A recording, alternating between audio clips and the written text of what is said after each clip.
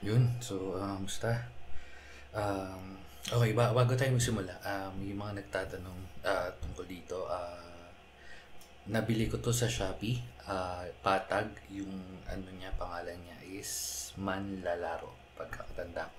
So, ito yung mousepad to. Hindi lang siya masyado buong kita kasi itong part lang to yung na screen. Pero na makita niyo sa Shopee lang, search niyo yung Patag, makita niyo itong mousepad nito. In-extended yung 900 by 300 something. Parang ganun. Okay, so, ayun. Dumating na yung ano natin, keyboard natin. Pero, bumili rin ako ng keycaps. So, ito galing rin sa Lychee. So, yun. Ito yung, bali, yun, since nasabi ko na, ito yung keyboard natin. So, before to, yun, kasi pinagpipilian ko yung Faker, yun yung isa kong na-unbox at na-check na before. Balikan nyo lang yung previous video. At saka tong G80. So, kaya ko lang kinuha yun, sorry. Kaya ko lang kinuha yung Faker IK75 Pro kasi una mas mataas yung battery niya. Pero since iba kasi same sila ng layout pero meron isang different, may isang key. Ewan ko, pero yun, kaya so pero in short na lason tayo. So, yung sa mga ka-opisina nating nalalason, ayun na yun. Pero pag umuwi kayo sa bahay, sabihin nyo na lang for work. So, ayan, yung LG G80 Pro. Wala naman masyadong special sa box niya. Tapos, yun. Open natin to. Di ko sure kung south or north facing to. Hindi ko matandaan eh. Anong meron sa box? Ito. Mabigat siya. So, mga 2-3 kilos. Bago to, tingnan natin kung anong meron. Yung USB. Yun, USB to USB-C na cable, braided. Makapal naman, so mukha naman siyang magtatagal. Pero meron na kasi ako nakakonect, so tatabi ko na lang to para hindi ko na magamit. Just in case na kailangan. So, yun. Ano ba? Yung knob. Okay, so meron siyang extra knob. Pero kasi ito meron na. Ito nyo. So, meron siyang extra knob. Ayos yun. Tsaka yung pang tanggal yata. Or pang higpit. Kita ba? Ayan. Buksan natin.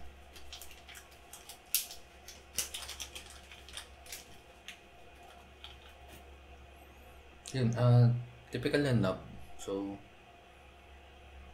tsaka yung pang higpit niya. Okay.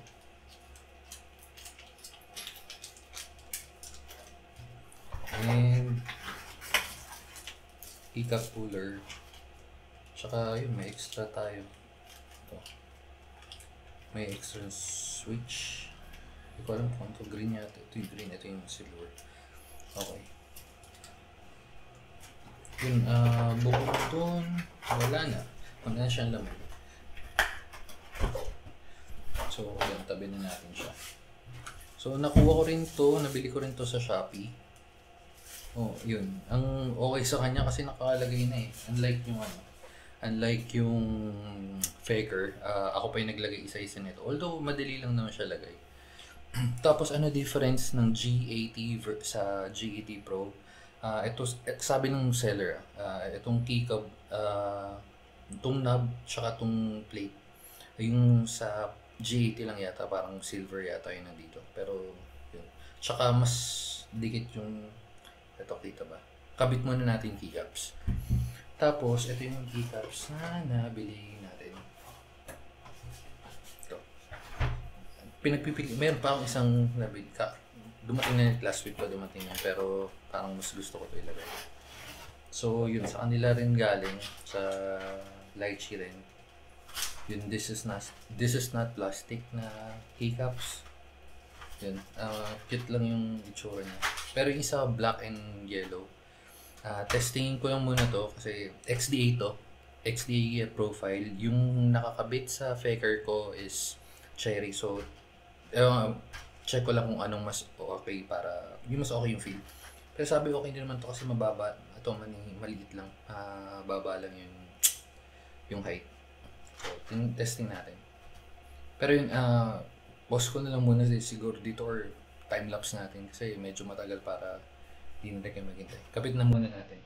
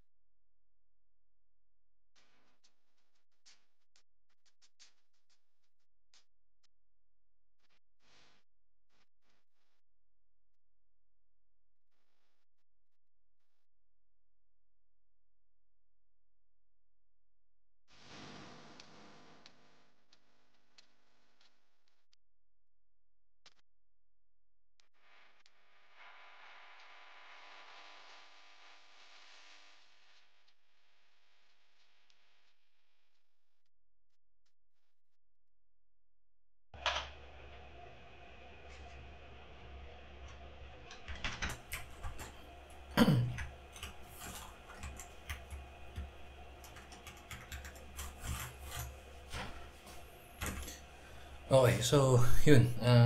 Nakakabit na natin. Pero palitan natin itong may mga ganito. So para mas cute siya tignan.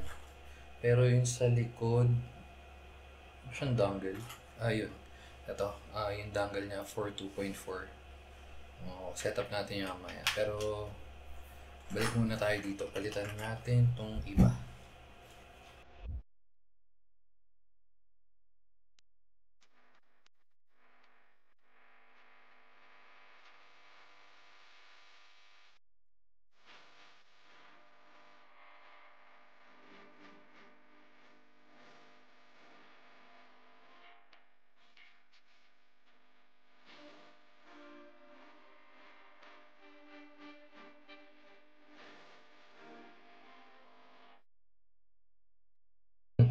So south facing siya. Kung mapapansin nyo, ito yung pins niya nakaturo pag ganun. Paharap sa monitor nyo. And then ito yung LED. Tapos ito ayun yung pins.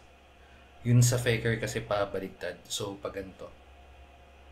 Yun. So south facing siya. So sa nagtatanong. In case na interesado kayo.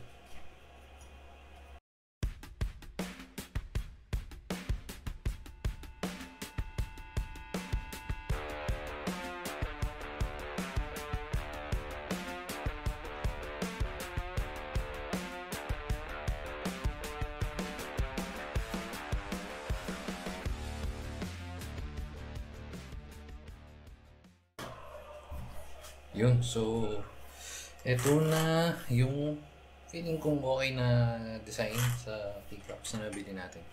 Wait lang, pakita ko pala yung isang keycaps. Wait. Ito yung isa. Cherry profile din kasi to. Ayun ang aso. Sinasabi ko. May duman kasi mga aso. So, tinahulan nila manong. Okay, so ito yung isa. Nabili ko to sa Yongki. Pagkakatanda ko. So, yan.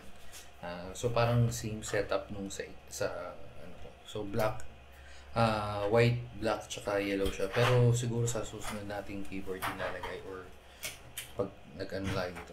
So for now, tabi muna natin siya.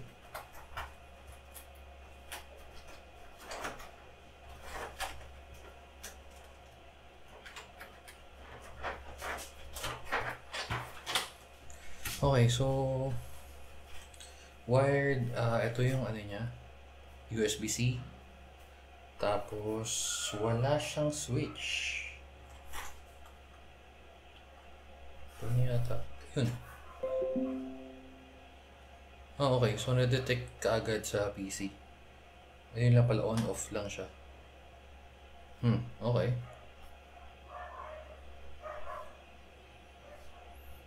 Sige, try natin sa dongle.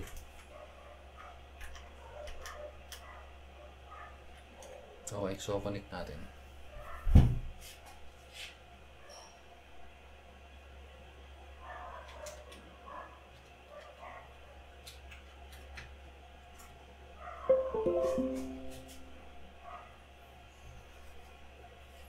Yun, so naka-connect na natin yung dongle, and then buksan natin to.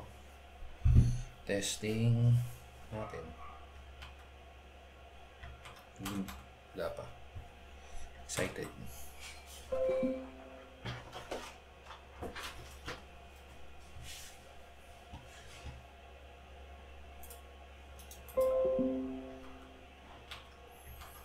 Hindi siya... Wait. Okay, ready to go daw. Pero... Hindi. Wait. Check natin sa site.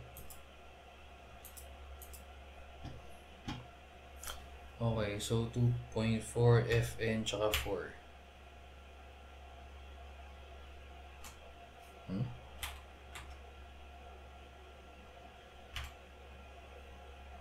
FN4.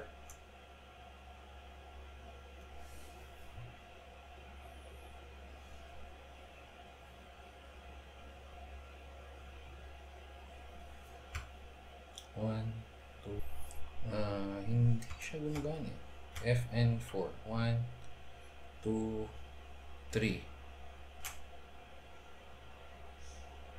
This time after being successful, the code is exited. 4.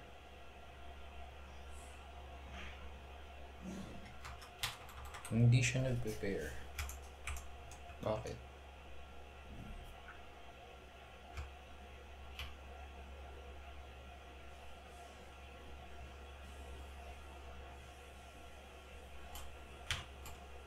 Ayaw. Try natin sa Bluetooth.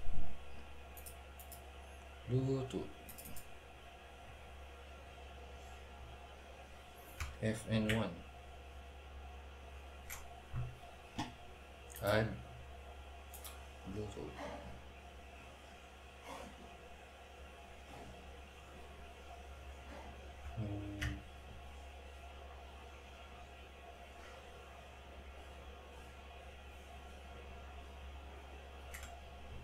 Nagbiblink lang siya pero hindi. Wait. Ito pala. Ito yata yun. Oops. Lumalabas BT5 keyboard. So, testing natin. Okay, yun. Nag-connect siya sa BT5 keyboard. Pero hindi siya naka-pair sa 2.4. Bakit? Wait. So, ito. BT5, okay siya. Balik tayo sa,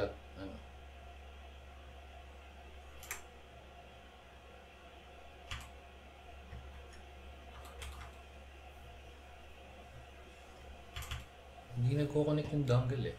Pero install na eh. Wait lang.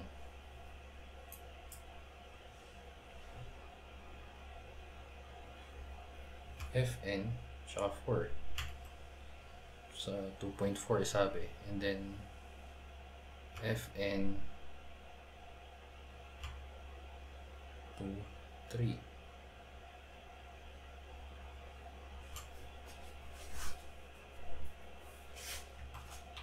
Okay.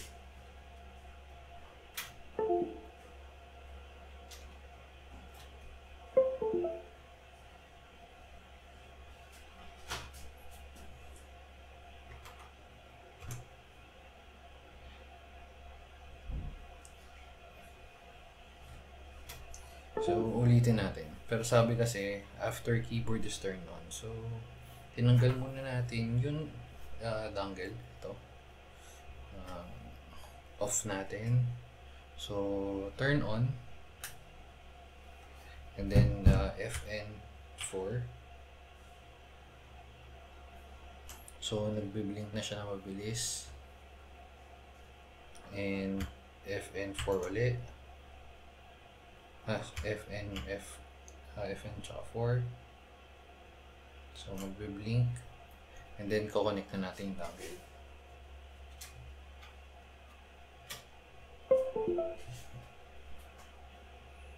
Testing. Yun. Okay, so yun lang. Kasi dapat pag-connect pala natin, dapat na-unplug. So, yun. Na-connect na natin. Kung gumagana tong knob. Okay, gumagana tong knob sa sound. Sa tugtog. Wait. Yun. Mute. Pang-mute siya. And then, check natin yung iba. FM. Okay, iba function niya. Kala ko parehas, sorry. Wait. Backlight. FN spacebar.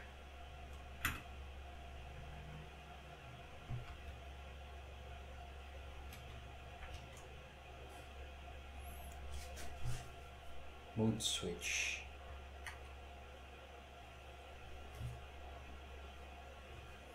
So, yung available.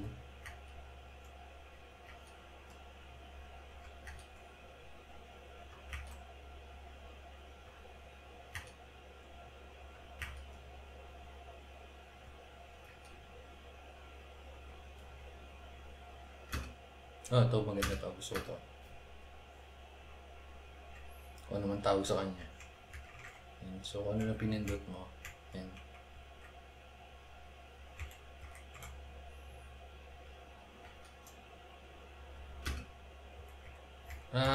Okay. Kung ito, so yung linya. Kaya pala hindi siya na yun. Kung ano man yan.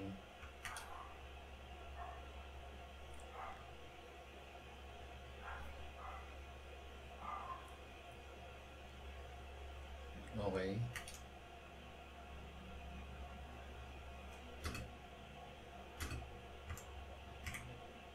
Okay, ito maganda rin to.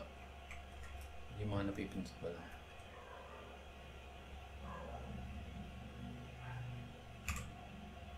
Ang galing ah.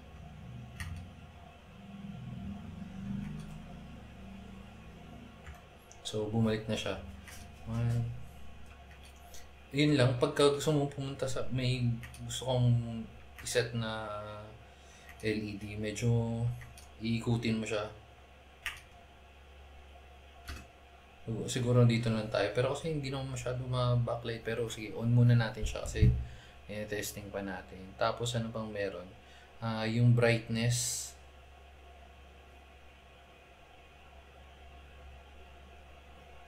Ito FN, F1, FN, F1. Okay, so yun, gumagana yung brightness. Mag-adjust ng brightness. Okay, yung parang home. Pag-open ng Windows. Oops, email. Hindi natin kailangan yun. Email. FN6. Computer, yan, okay yan. Diretso doon sa PC. F7. Play pause yun daw eh. F8. Mute. 9. Volume up, down. Volume down.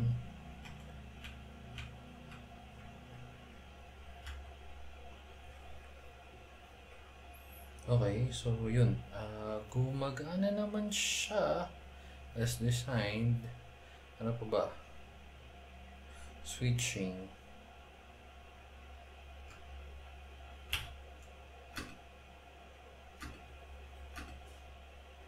Okay. Sa kulay. Okay, gusto natin. Mag-stick na tayo sa rainbow.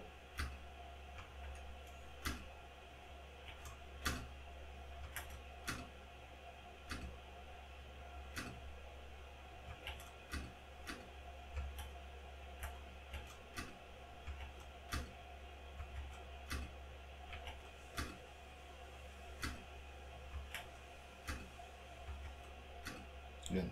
So, stick tayo dyan. Yun. Bukod dun, wait. Sound test. So, yun. Yun. Stock to Walang lube. Ito yung out of the box. Diba? Ganda naman ng sound niya. Silver, wait lang. Check ko. Hindi ko matandaan yun.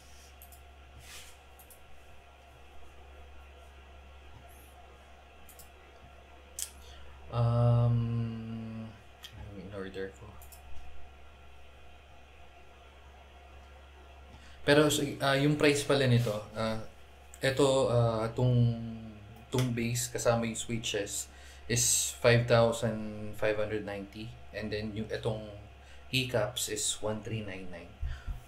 Anong kasama nito? Yung switches ko is Gateron or Gateron Silver. So parang parehas lang siya sa Apoy. Kasi nyo, ito na. Hindi siya. So, okay naman. So, okay sa akin yung ano niya, tunog niya. Solid naman. And, ano pa ba? Yun, yung software pala, check natin kung okay, kung nakakapag-remap tayo. Alam ko nakakapag-remap kasi, wait.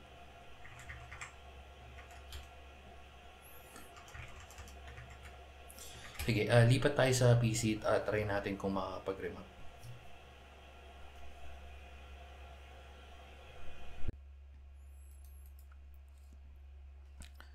Okay, so yun, dito na tayo. So, ito yung driver niya. Di ko alam kung bakit Ducaro driver. Pero may nabasa ako regarding sa Lychee, parang na-rebrand siya. Pero itong driver na to is binigay nung seller mismo, yun sa Lychee Gaming official, yun sa Shopee. So, galing sa kanya itong driver na to. Yun, so yun, click natin yung update. Walang nangyari.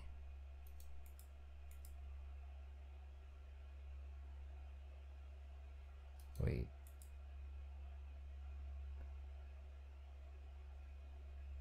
Close natin. And then reload.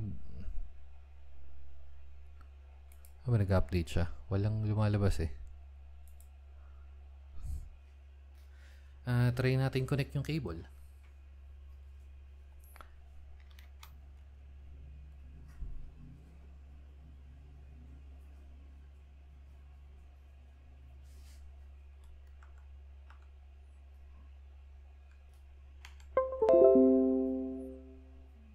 Yun. So, pag-connect ko ng cable, dun siya na-detect.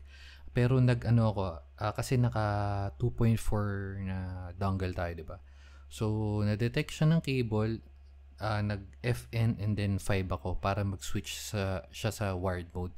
So, itong Lychee G80, wala siyang options, wala siyang toggle switch sa ilalim or what, on and off lang. So, if magtatagal ka from Bluetooth, ay yung 1, 2, 3, and then yung 4, yun yung dongle, yung 2.4, and then yung 5, yun yung wired connection. Okay? So, yun, parang parehas lang siya, di ba? Halos parehas lang siya nung faker. So, yun, wala masyadong ano eh. So, ewan ko.